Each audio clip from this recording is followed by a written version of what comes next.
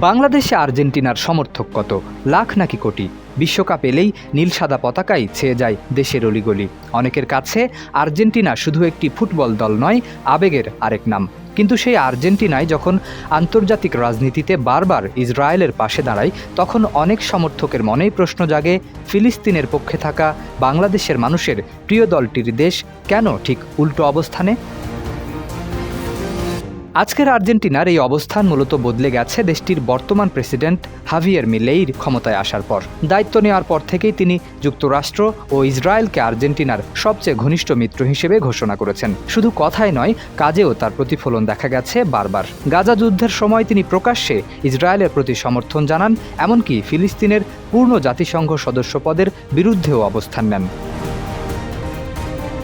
তবে আর্জেন্টিনা সবসময় এমন ছিল না। 2010 সালে দেশটি স্বাধীন ফিলিস্তিন রাষ্ট্রকে স্বীকৃতি দিয়েছিল। দীর্ঘ সময় ধরে তারা মধ্যপ্রাচ্য প্রশ্নে তুলনামূলক নিরপেক্ষ অবস্থান বজায় রেখেছিল। কিন্তু রাজনৈতিক পালাবদলের সঙ্গে সঙ্গে বদলে যায় সেই নীতি। ডানপন্থী ও যুক্তরাষ্ট্র ঘেঁষা নেতৃত্ব ক্ষমতায় আসার পর ইসরায়েলের সঙ্গে সম্পর্ক আরও ঘনিষ্ঠ হতে শুরু করে। দেশটির প্রধানমন্ত্রী নেতানিয়াহুও তাকে ইসরায়েলের মহান বন্ধু বলে অভিহিত করেছেন।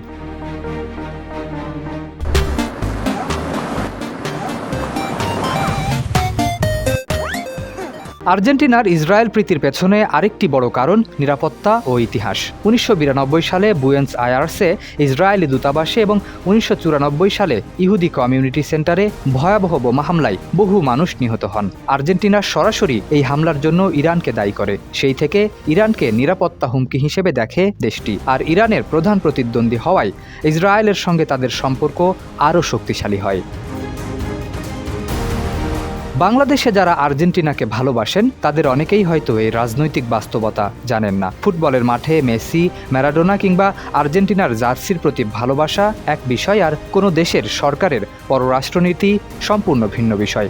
তাই আর্জেন্টিনার ফুটবলকে সমর্থন করা আর আর্জেন্টিনা সরকারের রাজনৈতিক অবস্থানের সঙ্গে একমত হওয়া, দুইটি কিন্তু এক নয়। খেলাধুলা মানুষের আবেগের জায়গা, আর রাজনীতি রাষ্ট্রের স্বার্থের জায়গা।